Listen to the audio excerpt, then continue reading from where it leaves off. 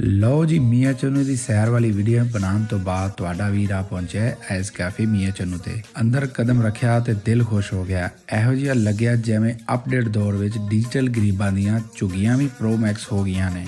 ਇਹ ਜਗ੍ਹਾ ਫੈਮਿਲੀ ਨਾਲ ਹੋਵੋ ਜਾਂ ਯਾਰਾਂ ਨਾਲ, ਇੱਥੇ ਮਜ਼ਾ ਹੀ ਮਜ਼ਾ ਹੈ। ਜੇ ਉੱਪਰ ਟੈਰਸ ਦੇ ਵਿੱਚ ਜਗ੍ਹਾ ਲੱਭ ਜਾਵੇ ਤੇ ਫਿਰ ਖਾਣਾ ਖਾਣ ਦੇ ਨਾਲ ਓਪਨ ਵਿਊ ਦਾ ਬੋਨਸ ਵੀ ਫ੍ਰੀ ਚ ਲੱਭ ਜਾਂਦਾ ਹੈ। ਲਾਈਵ ਕੁਕਿੰਗ ਵੇਖ ਕੇ ਭੁੱਖ ਵੀ ਲਾਈਵ ਹੋ ਗਈ ਤੇ ਅਸੀਂ ਭੱਜ ਕੇ ਆ ਪਹੁੰਚੇ ਆਪਣੇ ਟੇਬਲ ਤੇ। ਸਭ ਤੋਂ ਪਹਿਲੇ ਪਕੌੜੇ ਖਾ ਕੇ ਐਸਾ ਲੱਗਿਆ ਕਿ ਸ਼ੈਫ ਨੂੰ ਤਨਖਾਹ ਨਹੀਂ ਮਿਲੀ ਤੇ ਉਹ ਉਹਦਾ ਬਦਲਾ ਸਾਡੇ ਕੋਲੋਂ ਹੀ ਲੈ ਰਿਹਾ ਹੈ। ਪਰ ਜਦੋਂ ਕ੍ਰਿਸਪੀ ਚਿਕਨ ਰੋਲ ਆਇਆ ਉਹ ਬਾਈ ਐਡਾ ਕ੍ਰਿਸਪੀ ਜਿਵੇਂ ਜ਼ਬਾਨ ਤੇ ਡਿਸਕੋ ਸ਼ੁਰੂ ਹੋ ਗਈ ਹੋਵੇ। ਉਹ ਕਹਿੰਦੇ ਨਾ ਦਹੀਂ ਬੱਲੇ ਤੇ ਵਸ ਨਾ ਚੱਲੇ, ਪਹਿਲਾ ਚਮਚ ਖਾਇਆ ਤੇ ਸਵਾਦ ਹੀ ਆ ਗਿਆ। ਪਰ ਜਦੋਂ ਸਾਡੇ ਭਾਈ ਨੇ ਪਹਿਲਾ ਚਮਚ ਬੜੇ ਸ਼ੌਕ ਨਾਲ ਖਾਦਾ ਤੇ ਮੂੰਹ ਦੇਖੋ, ਲੱਗਦਾ ਮਿਰਚਾਂ ਦੇ ਨਾਲ WWF ਦਾ ਫਾਈਨਲ ਹੋ ਗਿਆ ਹੈ। ਤੇ ਫਿਰ ਰੂਹ ਅਫਜ਼ਾ ਪੀ ਕੇ ਦਿਲ ਨੂੰ ਠੰਡਕ ਤੇ ਸਕੂਨ ਆਇਆ। ਲਓ ਜੀ ਇੰਤਜ਼ਾਰ ਵਿੱਚ ਨੇਰਾ ਹੁੰਦੇ ਹੀ ਸਾਡਾ ਜ਼ਬਰਦਸਤ ਪਲੇਟਰ ਆ ਪਹੁੰਚਿਆ, ਜਿਹੜਾ ਵੇਖ ਕੇ ਸੋਚਣ ਲੱਗ ਗਿਆ ਕਿ ਕਿਧਰੋਂ ਸ਼ੁਰੂ ਕਰਾਂ ਤੇ ਕਿਧਰੋਂ ਨਹੀਂ। ਹੌਸਲਾ ਕਰਕੇ ਡਰਮ ਸਟਿਕ ਨੂੰ ਚੱਕਿਆ ਤੇ ਪਹਿਲਾ ਨਵਾਲਾ ਮੂੰਹ ਵਿੱਚ ਰੱਖਿਆ। ਓਹੋ ਵਾਹ ਜੀ ਵਾਹ, ਇਹ ਤੇ ਚਿਕਨ ਦੀ ਫਿਲਮ ਦਾ ਹੀਰੋ ਹੈ, ਕਿਆ ਕਮਾਲ ਮਜ਼ਾ ਆਇਆ।